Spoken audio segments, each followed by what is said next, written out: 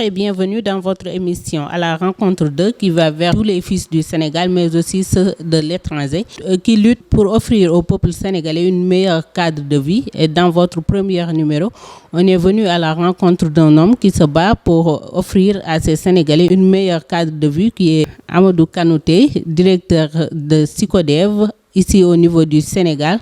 Donc, on est venu vous le présenter. Bonjour, M. Kanouté. Bonjour, Mme Fofana. Merci d'avoir répondu à notre invitation. Pouvez-vous tout d'abord vous présenter à nos téléspectateurs? Je m'appelle Amadou Kanouté et je suis le directeur exécutif de SYCODEV Afrique.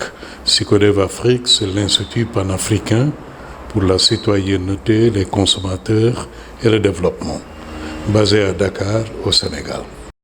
Merci pour cette présentation. Pouvez-vous revenir sur votre parcours, les études que vous avez faites et tout ce qui vous a conduit à travailler avec SYCODEV Africa? Mais mon parcours personnel, il est marqué par un engagement plutôt citoyen. Toutes les organisations pour lesquelles j'ai travaillé, c'était des organisations qui travaillaient à renforcer les plus démunis, à donner de la voix aux plus démunis, à faire en sorte que les communautés les plus défavorisées puissent se faire entendre et que leurs préoccupations soient prises en charge dans les décisions et les politiques publiques. Le parcours, c'est d'abord avec Enda Chairmonde et après c'est avec Consumers International, qui est l'organisation internationale des consommateurs, d'abord pour le bureau régional, le bureau sous-régional basé à Dakar, qui couvrait l'Afrique de l'Ouest, et ensuite le bureau Afrique. Donc j'étais basé à Harare, au Zimbabwe, où il s'agissait de travailler au développement du mouvement consommateur africain. Après Consumers International, j'ai rejoint Greenpeace, où à partir de leur siège à Amsterdam, nous avons travaillé à développer la stratégie triennale pour l'installation de Greenpeace en Afrique. Voilà les 3 postes que j'ai occupés, qui ont fait que, après avoir fait ce parcours, j'ai décidé de lancer avec des amis SYCODEV Afrique. Nous l'avons lancé avec une vision très claire. La vision, c'était de dire qu'il nous faut faire en sorte que les décideurs soient conscients et se posent toujours la question de savoir si je prends telle décision, que ce soit un décideur politique comme le président de la République, ou alors que ce soit un décideur économique comme un chef d'entreprise, ou alors le paysan qui gère son champ. Tous ces décideurs économiques ou politiques doivent toujours se poser la question de savoir si je décide de produire de telle manière, quel impact cela va avoir sur la lutte contre la pauvreté, sur la protection de l'environnement et à terme donc sur le développement durable. Ou encore, si je décide de mettre en place tel service pour faire en sorte que tous les citoyens puissent accéder à la santé, quel impact cela va avoir sur la lutte contre la pauvreté, la protection de l'environnement et donc du développement. C'était ça notre objectif. Il nous fallait peser sur les décisions, peser et rappeler toujours aux décideurs politiques ou économiques, voilà ce que nous estimons être la bonne voie si vous voulez vraiment répondre aux attentes des populations les plus défavorisées. C'est un parti pris que nous avons fait. Le parti pris de dire, nous sommes là, c'est pour travailler pour les communautés les plus défavorisées. Autant nous allons faire ce travail d'influence des politiques publiques, autant nous allons travailler avec les citoyens à travers l'information des citoyens, leur sensibilisation, leur éducation, mais aussi leur représentation, c'est-à-dire parler en leur nom dans des lieux où les décisions se prennent qui peuvent affecter leur vie socio-économique au quotidien. Donc, on peut dire que SYCODEV Africa se fait la voix et l'avocat des personnes démunies et qui n'ont pas la chance d'accéder aux instances de décision. Absolument. Notre vision, c'est cela. Notre vision, c'est cela. Et notre mission, c'est justement de travailler à ce que cela devienne une réalité. Nous assurer que nous menons des études qui nous permettent de générer des connaissances que nous pourrons mettre sur la table quand il s'agira de discuter avec les décideurs politiques.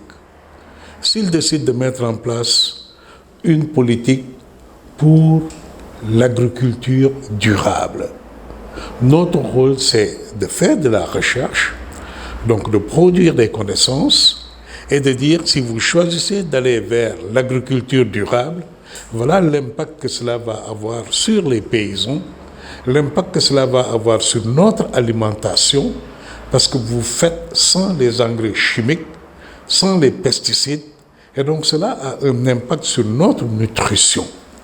C'est notre rôle de faire ce genre de recherche et de mettre cela à la disposition des décideurs et de les encourager à aller dans ce sens.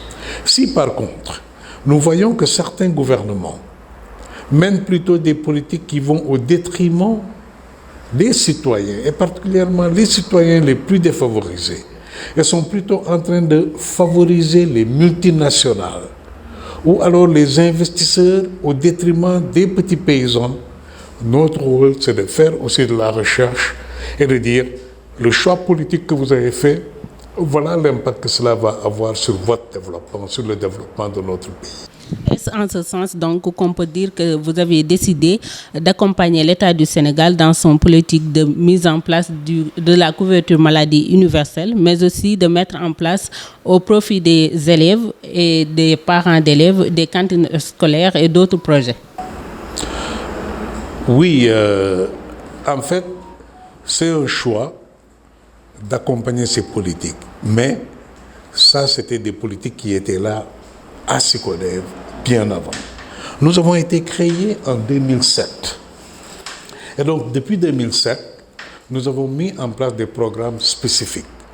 Ces programmes, le premier, c'est une agriculture et une alimentation durable. C'est ensuite l'accès à la santé. C'est l'accès à l'eau, l'assainissement et l'hygiène. C'est l'accès à l'énergie durable. C'est l'accès aux télécommunications. Ça, c'est nos 5 programmes prioritaires. Et dans ces 5 programmes prioritaires, nous disons, nous voulons que le gouvernement s'engage à travailler pour que les citoyens, où que vous soyez, où que vous habitiez, quelle que soit votre condition socio-économique, que vous soyez riche, pauvre, handicapé ou autre condition, vous avez un droit fondamental reconnu par la Constitution qui dit que vous avez droit à la santé. Notre rôle, c'est de veiller à ce que le gouvernement respecte l'esprit et la lettre de notre Constitution. Donc, ce gouvernement, il est venu de l'alternance, donc en 2012. Ça veut dire qu'ils ont trouvé que nous étions déjà là. Donc, il est tout à fait possible que les gens aient la perception que nous sommes en train juste d'accompagner le gouvernement. Non, il faut nuancer cette perception-là. Il faut la nuancer pour au moins 3 raisons. La première, je vais peut-être utiliser une expression wolof. Xam nga boo ñëwee fekk ñaari nit ñuy daw di wër garab boo fekkewul njëlbeen ba départ bi doo xam ku raw. Donc ça veut dire quoi? Ça veut dire que nous, on était là déjà en 2007 et nous avions nos programmes qui étaient très clairs. On disait, quelconque, quel que soit le gouvernement, qui mettra en place un programme qui permettra à chacun d'être couvert contre les risques maladies, nous allons travailler à ce que ça devienne une réalité.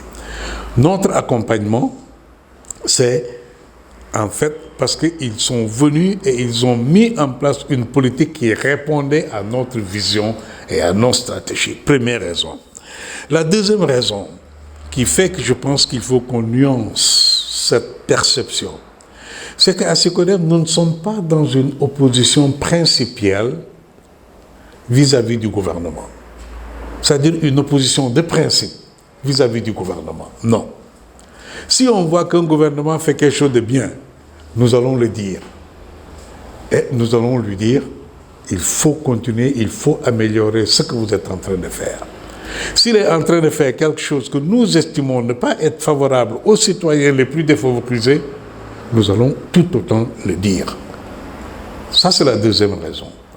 La troisième raison, c'est le mode par lequel nous travaillons ou nous accompagnons, entre guillemets, les gouvernements, c'est en fait une approche d'influence. Quand ce gouvernement a décidé de mettre en place la CMU, la couverture maladie universelle, ça a été lancé le 13 septembre 2017. Et le chef de l'État a dit, voilà les axes sur lesquels le programme CMU que je mets en place, voilà les axes autour desquels ça va fonctionner. On l'a écouté. Après l'avoir écouté, notre réaction c'était de dire, ça ne va pas marcher. Tel que défini, tel que formulé, ça ne va pas marcher. Ou en tout cas, ça ne sera pas durable. Et nous avons lancé une campagne, pérennisons la couverture maladie universelle, où on demandait 4 choses à l'État. On lui disait, 1, si vous voulez que la CMU puisse se pérenniser, il faut que vous puissiez la vulgariser. Combien d'entre nous savons ce qu'est la CMU? Comment ça marche? 2, il nous faut travailler à l'adoption d'une loi. S'il n'y a pas une loi, la CMU, demain ou après-demain, si Macky Sall part, et que quelqu'un d'autre vienne par pure opposition, cette personne pourra dire, la CMU, ça n'est pas ma priorité. Alors qu'une politique qui cherche à donner la possibilité à 80% de la population de pouvoir se soigner quand elle tombe malade, ça, c'est une bonne politique publique.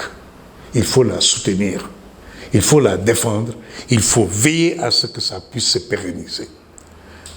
Se pérenniser, c'est d'abord à travers l'Assemblée nationale. Que l'Assemblée nationale adopte une loi qui fera que, même si Macky Sall devait partir, quel que soit le président qui va venir, s'il veut changer, s'il veut se débarrasser de la CMU, il sera obligé de passer par l'Assemblée nationale. Et si les gens découvrent l'avantage qu'ils ont dans la CMU, ils seront devant l'Assemblée nationale pour dire ne touchez pas à ma CMU. Parce qu'à qui allez-vous dire, vous donnez 3500, l'État met 3500 et vous avez la possibilité de vous soigner pendant toute l'année. Deuxième préoccupation que nous avons soulevée. Troisième préoccupation, on a dit il faut mettre beaucoup plus d'argent dans la santé. La santé, ça requiert des ressources. La Covid est venue nous rappeler cela. La Covid est venue nous dire, si vous n'avez pas un système de santé fort, aucun développement n'est possible. Tout va être annihilé. Tout va être remis en question parce que tout simplement, les gens sont malades. Et donc, le point 2 du plan Sénégal émergent, qui parle de protection sociale, qui parle de capital humain, vous ne pouvez pas la valoriser. Parce que tout simplement, le capital humain, c'est vous, c'est moi, c'est les personnes. C'est l'éducation, c'est la santé. Donc la santé, il faut y mettre beaucoup plus d'argent. Quatrième élément que nous avons demandé, c'était de dire une innovation sociale comme la CMU. Si vous voulez qu'elle puisse se pérenniser, il faut que vous puissiez identifier un segment de la population et que ce segment de la population puisse porter cette innovation sociale. Et nous, on a estimé que c'était les femmes. Il faut privilégier les femmes. Elles représentent 52% de la population de ce pays. C'est elles qui s'occupent de l'enfant. Quand l'enfant est malade, c'est d'abord la femme qui s'occupe de l'enfant avant de nous amener l'ordonnance que nous payons peut-être. Mais d'abord, c'est la femme. Donc, si vous voulez qu'une innovation sociale comme la CMU puisse se pérenniser, il faut prendre une catégorie sociale Ici, c'est les femmes, et lui dire, ce programme, c'est pour vous. Battez-vous pour que ça se réalise. Et sur tous ces 4 points, nous avons pu influencer les politiques publiques de ce pays dans le cadre de la santé en tout cas. Exactement. Merci beaucoup pour cette réponse. Hier, en parcourant aussi votre page qui est Sicodev Africa, on a vu que vous œuvrez beaucoup dans les zones les plus reculées du Sénégal. Pourquoi ce choix? Est-ce parce que ces zones ne bénéficient pas toujours de l'aide de l'État ou bien c'est juste un choix que vous avez porté sur eux? Nous travaillons pour l'équité territoriale. Nous travaillons pour l'équité sociale. Où que vous soyez dans ce pays, vous êtes un citoyen. C'est de là que vient notre nom. C'est l'éducation à la citoyenneté que vous et moi, en tant que citoyens, nous soyons conscients que nous avons des droits et des devoirs que nous pouvons exiger de ceux que nous avons élus. C'est ensuite les consommateurs. Il nous faut des consommateurs avertis, des consommateurs qui connaissent leurs droits et devoirs sur le marché. Et c'est la jonction de ces 2 types d'agents économiques, des citoyens informés, des consommateurs avertis, qui peut donner un développement durable. C'est de là que vient notre nom, citoyenneté, consommateur et développement. Donc ça veut dire que les citoyens, ce n'est pas seulement les citoyens de Dakar, de Thiès, de Mbour ou de Kaolack. C'est le citoyen qui habite à Fongolembi, c'est le citoyen qui habite à Sédhiou. Tous ces gens sont égaux devant la Constitution, devant les services publics. Ils ont le même droit que vous et moi qui habitons à Mbour et à Dakar. Nous avons un droit pour accéder aux services publics comme l'eau, la santé, l'électricité, le télécom et l'alimentation. Donc, dans ce que nous faisons, on a dit que nous avons fait un parti pris pour les consommateurs et les citoyens les plus défavorisés. Où les trouve-t-on? C'est dans les zones rurales, c'est dans le secteur informel. Donc si on s'était cantonné en tant que Sicodev à ne travailler que dans les grandes villes, on serait en porte-à-faux avec notre vision et notre mission. C'est pourquoi vous nous entendrez à Ranérou, c'est pourquoi vous nous entendrez à Kédougou, à Kolda. Dans toutes ces zones, nous avons des points focaux. Nous avons 16 points focaux dans les 14 régions du Sénégal qui travaillent à faire en sorte que la vision et la mission de Sicodev puissent s'ancrer à la base. Que les populations à la base sentent que nous travaillons pour elles. Pouvez-vous revenir sur vos réalisations, mais aussi sur les combats menés par la Sicodev? Les combats, ils sont nombreux. Chaque jour que Dieu fait, il y a un combat qui se mène. Aujourd'hui, le combat, c'est quoi? Nous faisons face à une 3e vague de la COVID-19.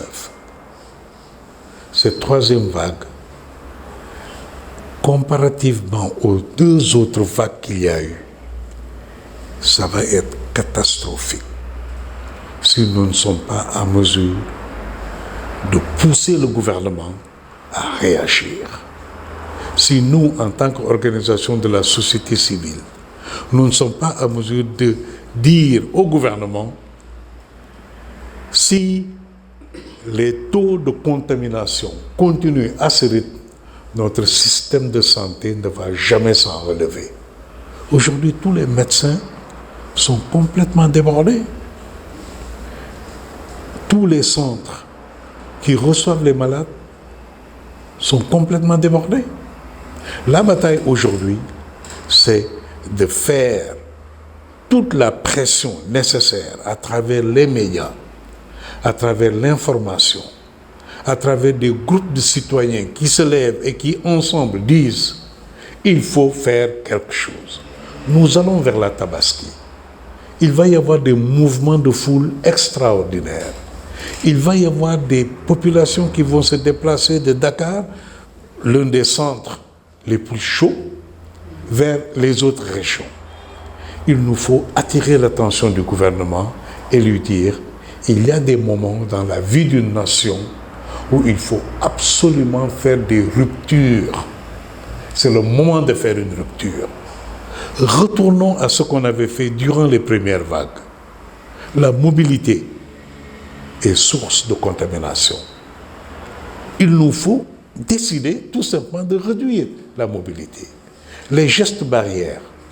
Il nous faut mettre les gendarmes, les policiers, comme on l'avait fait durant les premières vagues, qui étaient beaucoup moins virulentes que celles-ci. On avait mis à contribution nos forces de l'ordre. Aujourd'hui, que la situation est encore plus virulente, il nous faut faire appel à eux et exiger que vous et moi, nous portons nos masques. Que vous et moi, on garde la distance entre nous. Que vous et moi, on puisse s'assurer que certaines habitudes que nous avons de se saluer, nous puissions éviter à travers la sensibilisation, nous puissions avoir des gestes alternatifs qui nous permettent de veiller à... Ça, c'est la bataille aujourd'hui. Les autres batailles, c'est quoi? Nous nous battons pour une agriculture durable, pour une agriculture saine, pour que vous et moi, nous puissions avoir une alimentation saine. Que vous, en tant que consommateur, vous puissiez manger ce qui est produit sans que cela ne vous cause des problèmes de santé, sans que cela ne pose des problèmes à l'environnement, sans que cela ne pose des problèmes aux paysans qui produisent et qui nous nourrissent. Ben, nous avons ensemble, avec d'autres organisations de la société civile, lancé une grande campagne pour l'adoption de l'agroécologie dans ce pays. C'est des pratiques plus saines, des pratiques qui ne font pas appel aux produits chimiques dans l'agriculture. Aujourd'hui, le gouvernement du Sénégal a décidé de prendre sur les subventions qu'on mettait dans les engrais chimiques, de prendre 10% de ces subventions et d'affecter ça aux engrais organiques. Ça, c'est une bataille de gagner. 10% pour nous, c'est peu, mais on prend. On prend et on demande plus. Cette bataille, il faut la continuer. La CMU, c'est une bataille. Faire en sorte que 100% de la population d'un pays puisse être couvert contre les risques maladies. Quel combat peut être plus noble que cela quand un gouvernement le décide? Notre rôle, c'est d'être là et de toujours taper à la porte du gouvernement en lui disant « ça ne marche pas ici, la CMU. Il y a des problèmes ici. Rectifier ici, c'est ça notre rôle de veille. Nous sommes dans le contrôle citoyen de l'action publique. Il nous faut être là, vigilants et veiller à l'action publique et que ça soit favorable aux citoyens et particulièrement ceux qui en sont les plus défavorisés. Le vote de la loi sur la CMU et la protection sociale, ben le processus est enclenché. Nous avons été la première organisation dans ce pays à demander une loi pour la CMU. Aujourd'hui, c'est en cours de route. Les cantines scolaires, vous avez vu, il nous faut aujourd'hui mener une bataille pour dire à l'État il faut que tous nos enfants aient un accès équitable à l'éducation. Et il n'est pas possible que votre enfant marche 4, 5, 6 kilomètres, vienne à l'école, il passe la journée sans manger et que vous espérez qu'il puisse réussir sa vie scolaire. Ça n'est pas possible. Donc la bataille pour nous, c'est de dire, mettez en place des cantines scolaires. Aujourd'hui, certains territoires, certaines collectivités territoriales, comme Rufisque, le conseil départemental a décidé d'investir 20 millions dans les cantines scolaires. C'est une grosse victoire. Le maire de Yène a décidé d'investir 10 millions de son budget de sa mairie dans les cantines scolaires. C'est une grosse victoire. Il nous faut accompagner ce genre d'initiative au niveau des collectivités territoriales, tout en nous battant au niveau de l'Assemblée nationale et du gouvernement pour dire faites une loi sur les cantines scolaires, mettez beaucoup plus de ressources dans les cantines scolaires. C'est le genre de bataille que nous menons. Voilà. Mais est-ce que pour faciliter cela, pour que vous puissiez plus facilement gagner ces batailles-là, il ne serait pas plus important que dans les élections à venir, vous puissiez avoir une place, une vote dans l'Assemblée nationale pour que cette personne-là puisse porter vos combats au niveau de l'hémicycle? Les stratégies que nous employons peuvent différer.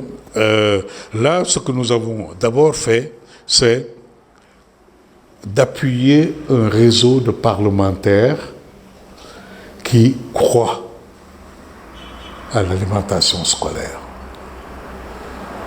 Sous la guidance de l'honorable député Neifatou Guissé, un groupe d'une 60aine de parlementaires, donc c'est presque la moitié de l'Assemblée nationale, a décidé de travailler à ce qu'il y ait une loi sur l'alimentation scolaire. Nous avons dit qu'il nous faut être à leur côté en leur donnant de l'information sur l'impact des cantines scolaires, sur la vie des enfants, mais aussi sur les territoires. Parce que notre approche des cantines scolaires, c'est de dire que les cantines scolaires doivent être alimentées par les produits issus de l'agriculture locale. Que ce soit les paysans de Rufisque, de Lendeng, qui puissent donner les choux, les tomates, qui vont dans la cantine scolaire de la ville de Rufisque. Que ce soit les femmes vendeuses de poissons, qui puissent être la source pour donner du poisson aux cantines scolaires. Que ce soit les transformateurs, transformatrices, qui puissent transformer les produits et mettre ça à la disposition des cantines scolaires. Vous voyez, notre approche, c'est une approche intégrée. Et les députés croient en cette approche intégrée. Donc notre stratégie, c'est de dire, allons travailler avec eux, allons les appuyer. Soyons à leur côté. Ça, c'est une première stratégie. La seconde stratégie, c'est le travail au niveau de l'exécutif. Parce que il est très difficile pour notre Assemblée générale de faire une proposition de loi parce qu'on va lui demander les ressources.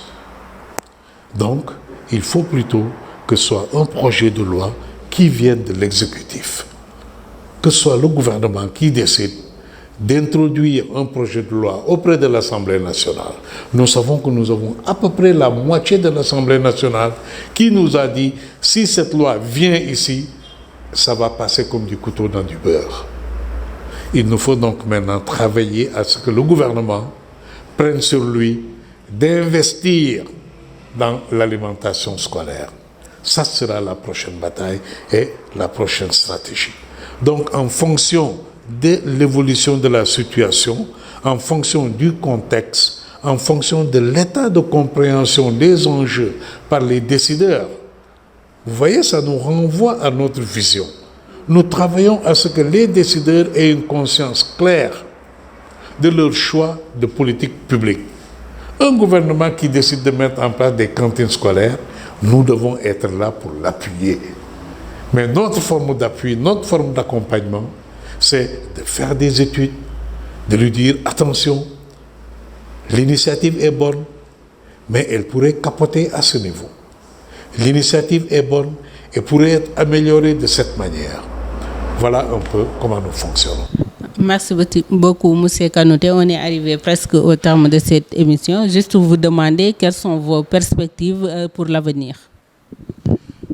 L'une des perspectives vient de ce que vous avez dit vous-même, c'est-à-dire l'ancrage communautaire de SYCODEV. Il nous faut développer SYCODEV à la base parce que c'est là que se trouve ce dont nous parlons.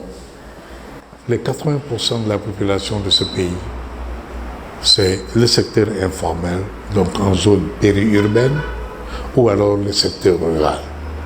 SYCODEV doit être là. Il nous faut renforcer. Aujourd'hui, nous avons 16 points focaux dans les 14 régions. Vous voyez, nous sommes au niveau des régions.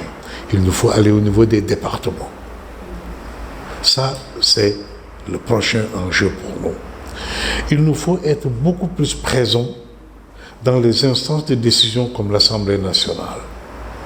Il nous faut être beaucoup plus alerte sur le suivi budgétaire.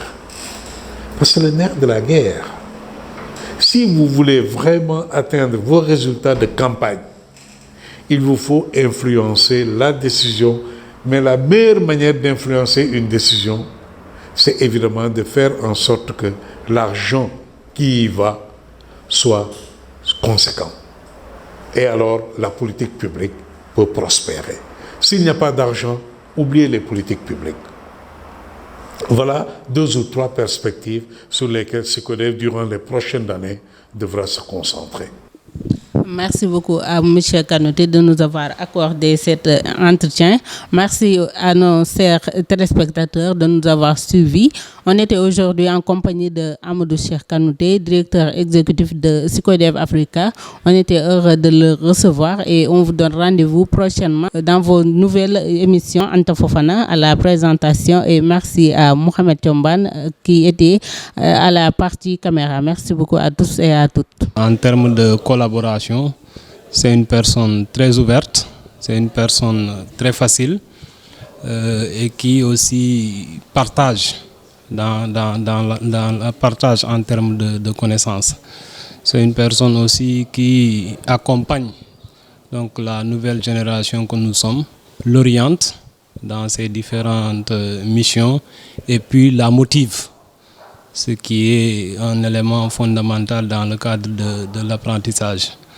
Donc moi j'ai fait avec lui maintenant 5 ans et durant ces 5 ans je me suis beaucoup amélioré parce que quand je suis venu ici j'étais venu sans expérience, mais quand même il m'a fait confiance, il m'a responsabilisé, il m'a accompagné, il m'a permis d'apprendre et aujourd'hui de pouvoir conduire une problématique aussi complexe que celle foncière. C'est des dossiers pas souvent faciles parce qu'en réalité entre ce que dit la loi et ce que font les acteurs du secteur, tous les acteurs y compris, donc généralement il y a un fossé, il y a un hiatus qui fait que il est difficile aujourd'hui de se réveiller un jour sans pouvoir parler de cette problématique-là dans une zone ou dans une autre.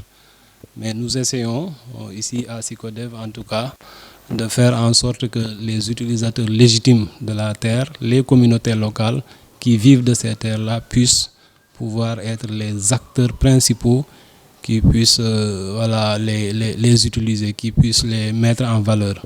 Parce que de notre point de vue, c'est ce qui permettra de garantir la souveraineté alimentaire. Et nous nous battons pour cette souveraineté alimentaire justement.